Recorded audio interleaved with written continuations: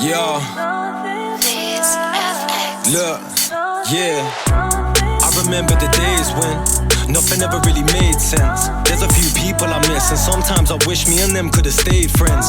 We were just confused kids, really on the grind, trying to come through quick. Life came and hit us with a kung fu kick. And true say, bro, I really should've 1-2 slipped. I should've bobbed and weaved, dropped that beat. Best believe that I got that heat. Let me say something, let the boss man speak. Giving out free smoke like a rob man's weed. Never had a lot that's peak. Now I got fans trying to cut man's tees. In my own lane, can't stop that steez. It's FT all day, can't top that team. I hear man spread hate. Shadow, thank you for being on Seen Not Heard. Do you know what? It's been a long time coming. I feel like we've had so many conversations on Instagram, here, there, back and forth and stuff. Yeah. But you're finally here. We've got you in one place. Thanks for having me. I appreciate And congrats on everything that you've been doing, man. You've been doing so much from grime, from Coventry as well, representing the city. Yeah. I first heard about you on Forgot About Grime. But obviously you've been making music for a long time. Tell me where it started. First started off for me was like poetry. So like same as a lot of artists, I used to write poems when I was younger. It started off, there was a competition I think my mum found, and they were looking for young poets like under the age of I think 12 or 15 or something like that. Yeah, I was only like 8 I think at the time when I first did it. Obviously it's like, you know, almost nursery rhymey sort of stuff, you know, nothing too complex, but like to look back, I got published in like 3 or 4 books and stuff off the back of that, like this competition. So I always had like a little hand for writing and for making rhymes. And then picked it up a little bit when in about 2007, 2008, when things were really like popping in Cov, there was loads of different crews. Stopped it the same as a lot of people did, because at the time it just wasn't really something that you thought you could really make a career out of. Yeah. There wasn't as many people in the sort of limelight as there is now from the urban scene that you can look at and see where they've come from. And it's really interesting, isn't it, how people have been doing this for 10 plus years, and people like who are new to grime or only start listening to UK rap or grime, they think it's something that's just brand new and it's only kind of started in the past couple of years, but there's people that have been doing it for like 10, 15 years. Yeah, for a long time. So I stopped off doing that. Ended up, you know, carrying on with whatever I was doing. I was doing some kickboxing and MMA and football and different hobbies, like aside from music, basically.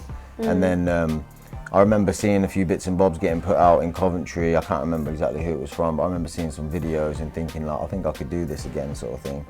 And I just picked it up, started putting videos out on social media, getting a good response. Obviously got a buzz off the, you know, off the feedback and off people messaging me and saying they liked what I did. Let's talk about, obviously Forgot About Grime. What was that all about? Did you just want to make a massive comeback, a statement to say, you know what, this is me, this is what I'm doing, and I'm kind of going to be here for a while now? Yeah, I mean, to be fair, like with me, I've always been, like I say, a grime MC, but like I do loads of rap music now, and I was going to say, because you sampled stuff. like classic tune there that everybody recognises. And like, just honestly for me, like, and I suppose a lot of people will say, oh, this isn't very good or whatever, but I just, for me personally, like, I just like to do a bit of everything. And like, obviously I'm a rapper and I'm a grime MC, but like, if there's just, you know, it doesn't matter what it is, like, as long as it's got like a good beat and a good tempo and like a nice little melody to it, like I can spit to it, I can rap to it, and I feel like I can turn it into a good song. So yeah, I just like to do like a mixture really. We Forgot About Grime. So I didn't like Gotta Get Through this years ago, and that had the Daniel Bedingfield, you know, I've got to get through this, had a Daniel Bedingfield sample in it, and that done over 100,000 views on a local channel. Oh, wow. And yeah, so this was, so I kind of realised that like adding sort of popular samples and stuff that people from like, you know, back in the day and recently can sort of relate to and hear is really good. So yeah, obviously that had like the Dr. Dre and that sample in it, like I was thinking, there's a couple of tracks that you had sampled in there, and I was like, this is different. Yeah, it was really different, and I just really liked the beat, so I just did it, and then like that was it. I just like, sometimes I'll be really like, I'll be well pissed off and I'll just have to do music that has to like vent it basically. Yeah. Other times I'll be down and depressed and I'll do music to vent that, as you've seen. I've got that's what music's all about. Yeah, like, so yeah, it really, I mean, I've got a bit of a bipolar personality at times, I think, so that really does come across in my music. Let's go back to what you were saying about the youth actually, because I did mention that you're like mentoring, music mentoring. Yeah. Do you think that's changed your music a little bit? Definitely, yeah. I mean, for one, like, my name's always been ShadowCV 6. I recently dropped the 6 just to take, just ShadowCV now, just to take away from the kind of postcode war situation that's kind of going on. You know, there's a lot of stuff happening in Coventry between certain gangs and things like that, and I know that a lot of them base themselves on sort of area codes and stuff, which is obviously kind of a new thing. And I've had the name for about 5-6 years now since I started doing the music, but it's something that I think maybe having that would have isolated me a little bit. And yeah, since working at the school, just because one of the main reasons for me doing this work is to try and like intervene with people that are looking to, you know, showing signs of getting involved in gangs and getting into trouble and not being engaged at school and, you know, not getting the right results and things like that. So yeah, really, I just want to set the best example, but at the same time, I'm a human being and I am myself, you know, like, and I was employed by the school to give something different to what all the other teachers have, you know, which is to be, you know, I am a public figure in the local area. A lot of the kids know me, they respect me, they already listen to my music, and they engage with me really well. And I feel like if I change myself too much within that role, then I won't have them respect levels anymore, sort of thing, you know. So I guess it's a difficult one. Yeah, as an it's artist, difficult. isn't it? Yeah, it's been really hard because changing my name after 4 or 5 years of solid graft, traveling all over the UK for years, and having that name, you know, even though I'm only taking, it's not a big deal because I'm only taking the number off the end, and it's basically the same. Like, my main concern was searches and algorithms and things, you know, like when people are trying to search me, they might not be able to find me, which is scary as well, because as an artist, you know, not feeling like people are going to be out, like all the work you put in to make sure everything matches. Like, I've had ShadowCV 6 on every single social media platform.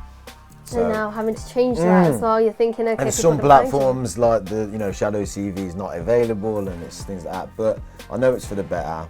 For me, I'm at a stage in my life now where I don't look at the negatives of any situation, you know, like I've got a family now, I've got a son, and yeah, there's been times where I've looked at it in the past before I kind of changed my mind frame and thought, like, going into the London thing, I feel like if I wasn't to be a family man now and I didn't have, you know, to be mindful of my son and things like that, I would probably be linking up with producers that living in London, and, you know, because I'm working with a producer in London at the minute, so, you know, going to stay over in London and putting myself about in that area for maybe, you know, 2 nights a week or 3 nights a week, which is something I obviously can't do now because I've got my lad, but it also, you know, just means that I have to work harder to find other ways to market myself. More of a drive, doesn't it? Yeah, much more of a drive. I mean, I always say, like, all the consistency that you've seen from, like, Forgot About Grime and stuff like that. To Ride My Wave. Yeah, Ride My Wave and the the freestyles Ice Fight remix and the Heady One remix and all these things is purely based off, like, my son and, like, the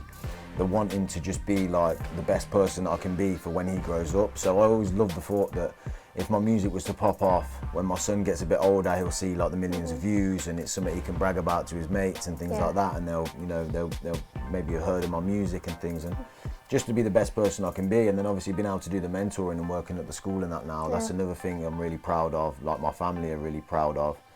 Obviously when people say, oh, what does your lad do? And not that they're not proud of it, but, you know, when someone says, oh, he's a rapper and he's chasing, like, his dream music, a lot of people will probably just laugh, sort of thing, because they still don't fully understand, like, our way of thinking. But you know, now, like, when people ask and he says, yeah, he's doing his music and he's pursuing his music, but he also works as a music mentor, and, you know, gives you a different stance to what you're doing, doesn't it? 100%, and I guess it makes it seem a little bit more certified for people, you know, because obviously, you know, I've got a lot of skills that I've developed over being an independent artist and having to do everything myself.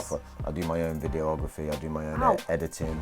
I've been, like, on a fast-paced course of learning to make beats over the past, like, 2 to 3 months, and playing piano, and so just, like, as well as obviously having my son, I still see my son. I'm guessing you cut out the MMA fighting and all that.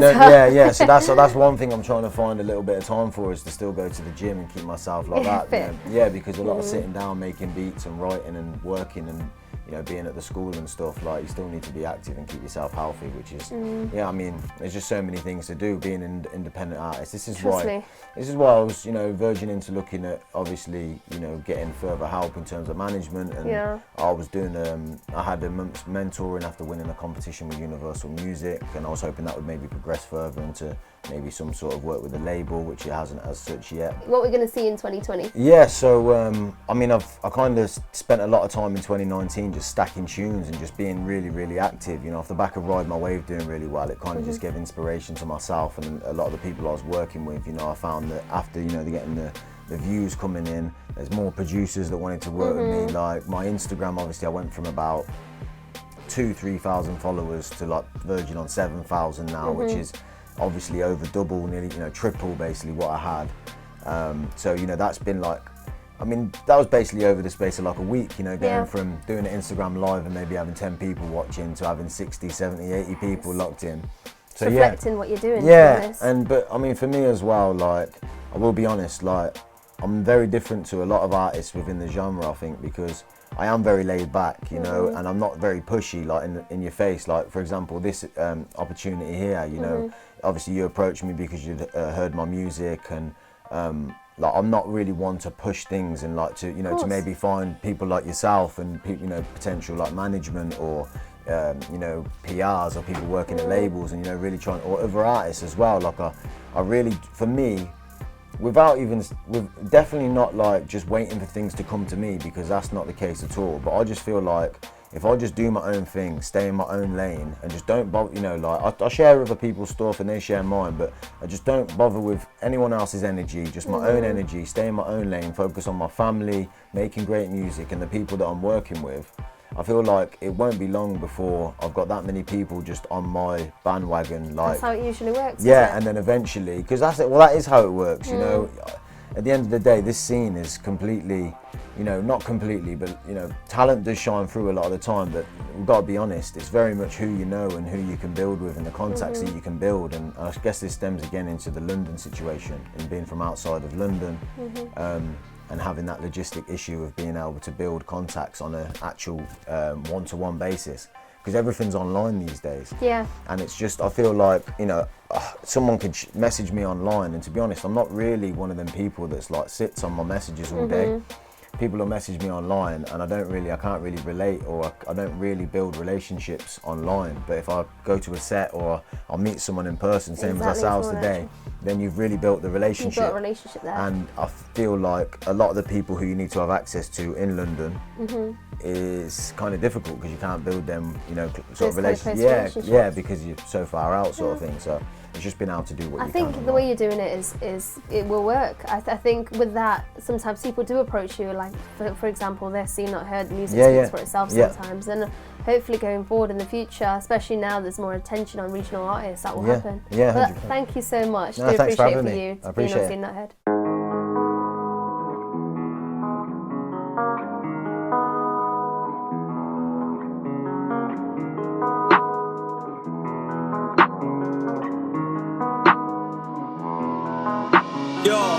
They wanna ride my wave, they can never ride my wave, cause we ain't the same. Wanna act like my mates, but they ain't nothing like my mates. We ain't playing no games, can't walk in my shoes, they couldn't even tie my lace, cause we're setting that pace. Straight heat when I walk in the booth, I'm talking the truth. I ain't never been fake like them. Say safe to my face, but they know that they ain't my friend. Hard to really play like them, if they make two, I'm trying to make like 10. Never seen anybody hate like them, bars locked down like a stateside pen. Told bro, I ain't got time for this music. He said, well, you better make time then, cause the fans are craving them tunes. Putting that work and you're gonna blow soon.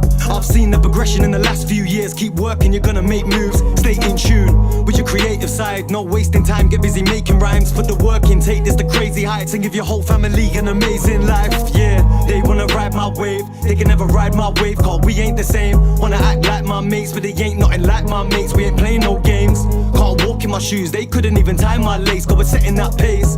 Straight heat when I walk in the booth, I'm talking the truth, I ain't never been fake. They wanna ride my wave, they can never ride my wave, cause we ain't the same. Wanna act like my mates, but they ain't nothing like my mates. We ain't playing no games, can't walk in my shoes, they couldn't even tie my lace, cause we're setting that pace. Straight heat when I walk in the booth, I'm talking the truth, I ain't never been fake. I can't relate to these fake guys, say safe to my face but they hate. I talk flows, they'll say they don't rate mine. Same time, they've been in my inbox 8 times, telling me they wanna collab, they got a beat and they wanna jump on it with shads. I was shit when I first ever got in the lab, and now I eat MCs like a doner kebab. They can't ride the wave that I'm on, guys wanna try to take what I've got. I ain't got time to waste, I'm on job. Sometimes I wanna fly away, forget Cobb, but I keep moving forward, booming chorus. Bros on the roadside, moving ballers. And he said he got a team full of G's, man, I heard that his crew's full of rude informers. Yeah, they wanna ride my wave, they can never ride my wave, cause we ain't the same. Wanna act like my mates, but they ain't nothing like my mates. We ain't playing no games, can't walk in my shoes, they couldn't even tie my lace, cause we're setting that pace. Straight heat when I walk in the booth, I'm talking the truth, I ain't never been fake. They wanna ride my wave, they can never ride my wave, cause we ain't the same. Wanna act like my mates, but they ain't nothing like my mates. We ain't playing no games, can't walk in my shoes, they couldn't even tie my lace, cause we're setting that pace. Straight heat when I walk in the booth, I'm talking the truth, I ain't never been fake.